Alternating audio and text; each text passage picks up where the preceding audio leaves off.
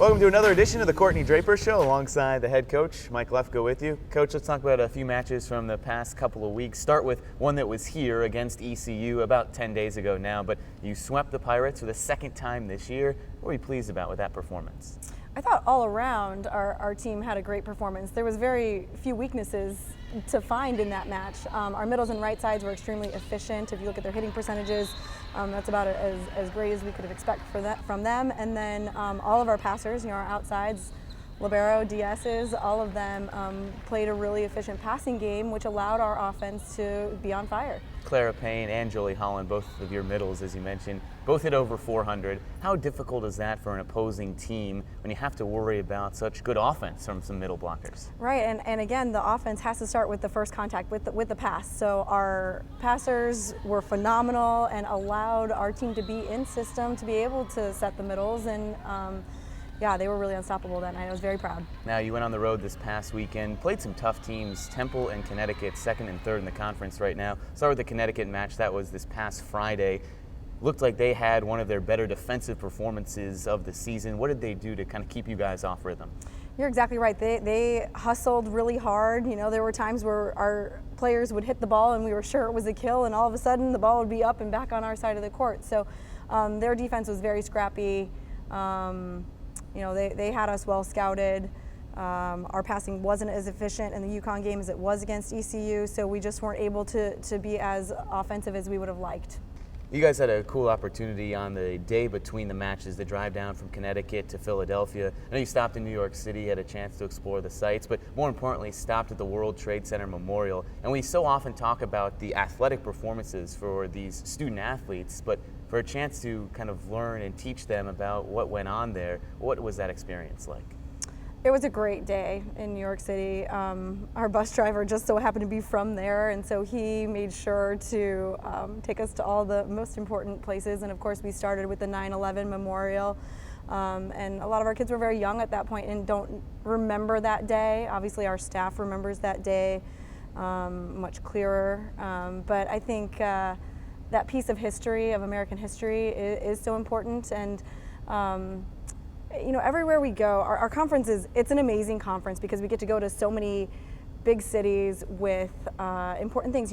At Temple a couple years ago when we were there, we saw the Liberty Bell. So we try and take our kids places other than just the hotel, the gym, and places to eat. We really try and see other things along our way because I think that it makes for a better overall experience of their college life. And these kids, from Florida, from Texas, maybe they've never been up there before, and I'm sure that was an eye-opening experience. You're exactly right. I think only 3 of our players had ever been to New York City, so I had lots of texts and calls and emails from their parents and others that they're close to just saying thank you for the opportunity, and I appreciate the time that they took to say thank you because not every team gets to do that. So, we spent some time in Rockefeller Center so they could see the Christmas trees going up and the ice rink was put down, so that was a very cool experience. And of course, Times Square, a few of them got to see a show. We gave them some time to explore, and they're responsible adults, and so it was just a great team day in the city. And then finished the weekend in another historic city, Philadelphia. You already touched on what you have seen there before, but playing against Temple, one of the better teams in the conference, currently second in the conference, and it just seemed like you were kind of unable to get them out of their system. Yeah, Temple is a great team. We did not play our best by any means, but have to give credit where credit's due. Temple's very talented. They have a senior setter that's very difficult to read, and she just gives her hitters a great ball, and so their offense was almost unstoppable. Our defense picked up in the second and third sets, but we just couldn't quite get our offense going. A tough road trip against some tough competition. Bulls are back home this weekend, and coming up we'll talk to a player who's about to play in her final matches here in the Corral. We'll be with Wiley Devlin after this on the Courtney Draper Show.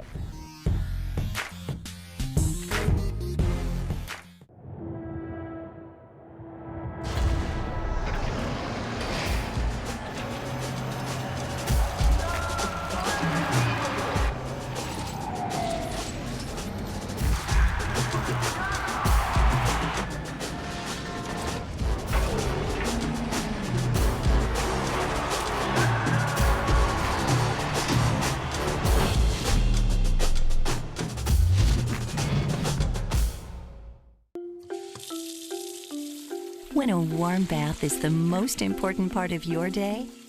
Count on natural gas. With continuous hot water and higher efficiency, you can savor bath time just a little longer. People's Gas. We're delivering the natural choice more Floridians enjoy. Learn how you can earn up to $1,750 in cashback allowances with our energy conservation rebates at peoplesgas.com/enjoy.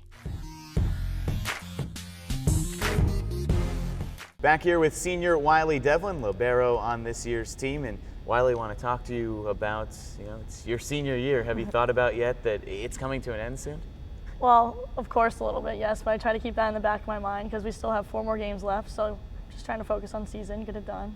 You do have your final home matches this weekend, and then still, yes, that other weekend on the road. Because you still have some volleyball left after this weekend, has it sunk in that this is the last time you're going to be in the corral, or you just kind of have to push it aside? You just have to push it aside, basically. I haven't really thought about it yet. I guess I don't want to. But I mean, my dad's brought it up a couple times. He's like, oh, we need a job now, right? Because you're almost done. I'm like, no, I'm not done yet, Dad. So yeah, I'm looking forward to this weekend. Hopefully we'll play really well together. Going on that, do you think it might be a little more emotional for the parents than you? Because you're still playing, and for them it's going to be the last time they see you in here. My mom, for sure. I think both of my parents have made it to every single game, even away trips, some of them. My dad, no, he's fine. He'll be like, I can't wait I'm going to cry once you get a job. I'm like, oh my goodness. He is ridiculous. But yeah, my mom will be a little bit emotional. My grandma, my brother, he's like my dad, he's chill. Well, you don't have to worry about getting the job yet. Let's talk about some volleyball still ahead. Exactly. You were a setter your first 2 years here, then switched to libero. Was that a hard change to make, or were you used to kind of playing those positions? Well, in high school I set a lot, and I played libero in club, so it was an easy transition. It's whatever the coach needed me to do, whatever would help the team be successful, and we were pretty successful my freshman year. I think we beat Notre Dame for the first time in school history, which was pretty cool, or something like that. And yeah, whatever needed to be done. Both those positions so important. As a setter, you have to run the offense, obviously. As a libero, you kind of have to captain the defense and be that stabilizing force. What do you have to do as a libero when the ball comes to you, kind of in the system? I know sometimes you have to make some crazy dives, but when that ball just comes to you right away, are you thinking, I got to get this back to the setter, or just I got to play it back so someone can make a play on it? Right, I just try to better the ball. That's what our coach always talks about. Just let's better the ball for the hitters, for the setter, for whatever it is. And I just try to better it, make it the best pass I can so we can run our offense efficiently. As someone who is out there on the court pretty much all the time, and now as someone who was named the captain, you are the only captain on this team this year, how important is it for you to kind of keep these players settled and have a good relationship with all of your teammates? Well, it's hard for sure. Like, you have to hold each other accountable, and then they definitely hold you accountable every day, which is fun. But it's all a fun and game. Like, it's volleyball. We're all out here to have fun, a good time, and just win games. And yeah. Well, unfortunately, because of the way this conference is, there's no postseason tournament. So you guys know that these 4 matches are the last 4 matches. Right. What's the thought going through your head and the team's head about what your goal is in these final 4 matches? We actually talked about this as a team, and finish strong. It's about finishing strong so then you can have a better off season. Even though me, Nat, and Olga won't be here, it doesn't matter. You want to finish strong so that in the off season you have a good off season, so then that leads to a good summer, which leads to a better fall. Everything always adds up. It's not just, oh, it's just fall. Like, no, every game counts, like, to get better every time. Well, that's senior Wiley Devlin. Plenty of volleyball left, and coming up next, back with the head coach here on the Courtney Draper Show.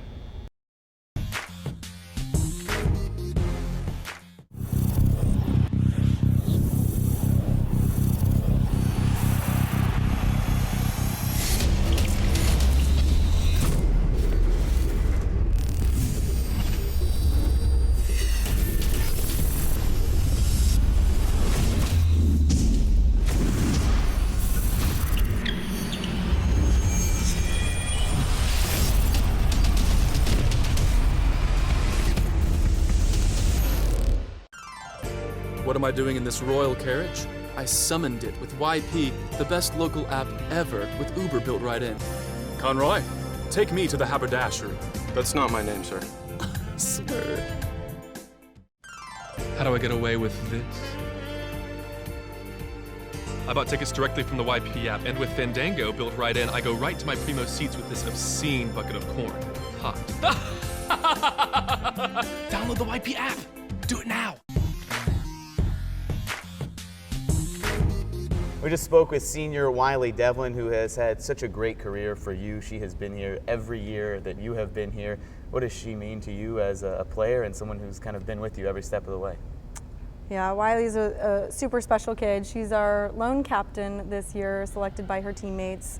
And her pure athleticism is amazing. She's one of the best athletes that I've ever had the chance to coach. And I know we've talked about this in previous segments, but the versatility in her game is really impressive.